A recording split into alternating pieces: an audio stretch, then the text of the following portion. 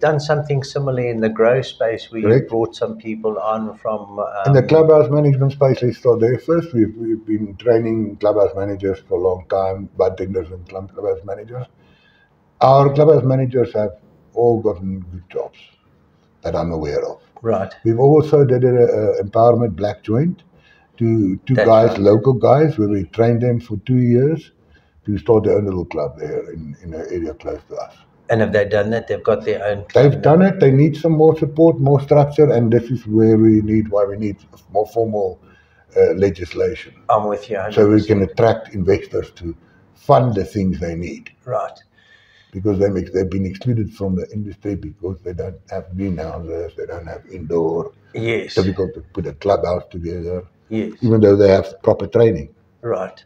It just shows you that there's so many components. Just having the training is not enough. Having a space to be able to do it, having a legislation, I think, that protects you Correct. is the one that we're all waiting to see drop. Just in terms of trying to understand where to from here for you and the Canna Club. Before I don't mind. No, please. I just please. want to go for the cultivation side as well. Yes. So it's called First Nation Organics. It's got a very active Facebook page, a lot of information there. So we have these people, these two young guys, well, they're fairly young, younger than us. And they've been with me a long time, and the one is a Rastafarian, and he's not just any Rastafarian, he's the leader of the Rastafarian youth, have been for a long time. And we trained him first ourselves. Then also people like Dylan Wayne, you might know them, Yes. APMS. Yes. They were the first people to actually train them, mostly in outdoor. And then we had another specialist, Bernard Florentine. He's a guy originally from France, but a specialist, worked all over the world. He also trained them for 2 seasons and certified them. So they are top-class growers now, and they cultivate everything of the club except for our green door. Okay. Because green door is something new that we started recently and needs a lot more tuning. Right. But is yielding good results. Right. So just to the question, where to from here for, first of all, the Canna Club? What are your plans going forward? What are the things that you're working on at the moment? For us, the major thing is we want to see a legal space.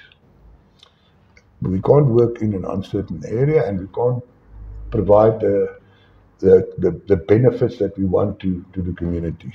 It's disempowering.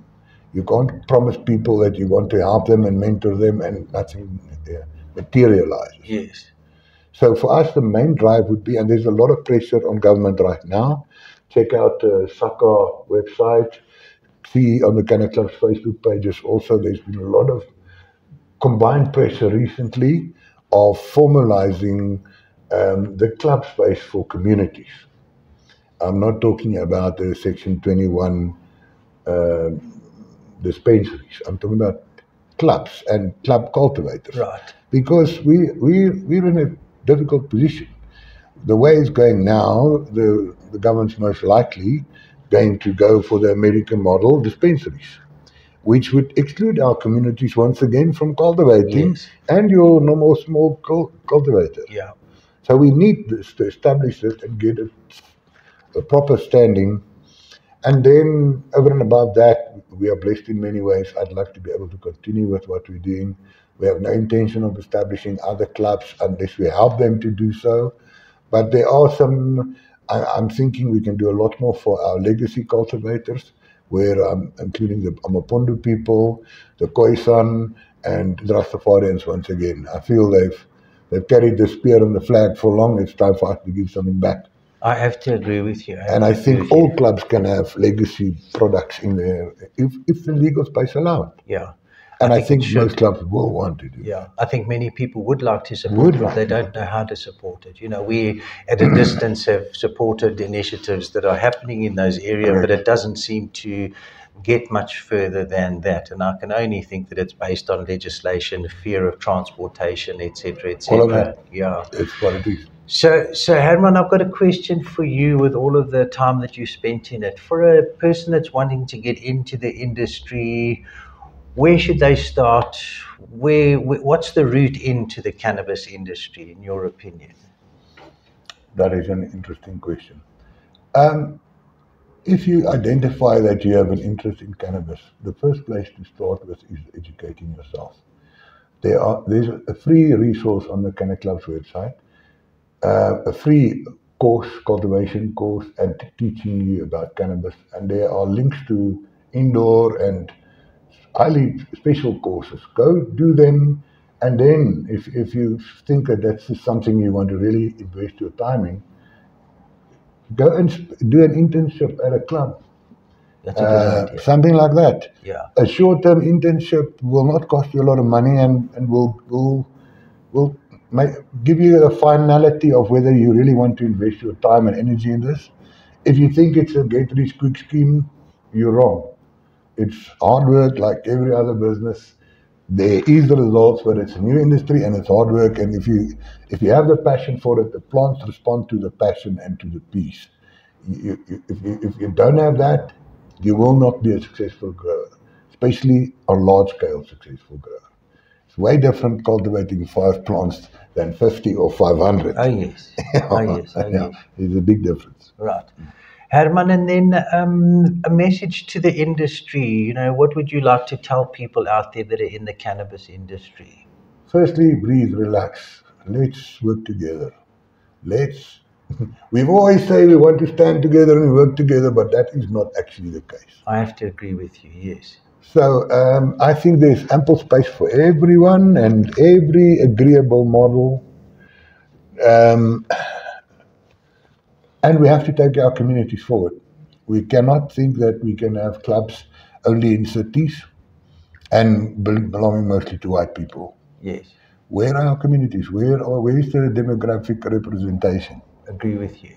So we need to, if we can't establish that, then the industry, I don't think, will survive long. It will become the American model. I think that's an important one, because you also, I think, unless you start making a real space to include people that have put, you know, as the Correct. president says, they've put children through universities and things like that. So it's 30, 40, 50, however many years that the industry's been there in that space, and they've provided to all of us while it was still a drug, etc. So until such times as we create a space for them, that's going to be a conflict space. So you can't expect the rest of industry that is going to be allowed by the rural grower to move forward unless they're included. And I think the sooner we start to include them in however way possible, so being innovative, creative, but finding ways of including people from rural areas, craft growers, etc., Yes, etc. and not disappoint them with promises that can't materialize.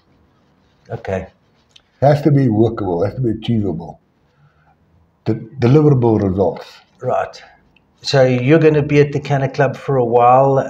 You'd like to, I would imagine, at some point sort of take a little bit of a vacation and go fishing and step back a little bit. Any idea around what your plans are there? Yes, thank you for asking that. I signed on for 10 years. That expires in 8 months, I think. Is that so? Yes. Is that Africa? Yes. So I don't intend to not be involved at all, but I want to stay back. Harris and Bertie and many other people in our community have I've outlived my use for them. They can really go on and take it much further. 100%. And there are so many other directions. As for myself, I owe my wife a holiday, and I owe myself some fishing and things like that. Hopefully with good friends like you. I'd gladly come down and throw a line in the water. And then I have a vision of establishing a space in Pondoland where people from across the world can come and support there by, because like a working farm? A working farm, yeah. holiday, gap, whatever you want to call it. Right. It's just beautiful, and it can bring in money into the area, help into the area, especially for cannabis. I'm talking cannabis related. Yes. To help the people establish the cannabis industry better. Yeah. There are a lot of people all across the world that wouldn't mind. That's absolute nature. You can only get there by boat. so beautiful. Yeah, and I think also, you know what, one of the big favors is Yeah. just our exchange rate at the moment is Of course. international people being able to come see some of the best cannabis in the world, and you're not going to break the bank in doing so. Our So I bucket think it's a community, super why not? initiative. Super initiative. For me, I just want to send a shout out to Bertie and Harry's Bertie for the work that you do in the industry, behind the camera, in front of the camera, on your keyboard. So we appreciate you in the industry.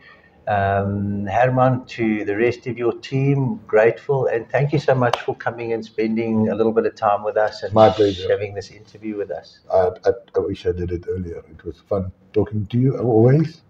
Nice to be around. I've been spending some time here in Joburg with a couple of people, and I've been finding it really interesting and really thoughtful and teaching me things. Thank you, man. Thank you once again for giving us this opportunity to come and spend here at your place. And as always, we wish you the best. You're one of the OGs. Thank a lot you, of man. people look up to you, not only just as a grower, you're an excellent grower, but as a club owner, and not only one club, multiple clubs. Not many people have done what you've done in the industry, so Thank respect is mutual. I appreciate it. Thank you very much. Cool. Thanks, buddy. Cheers, buddy. Yeah, well. Thank you.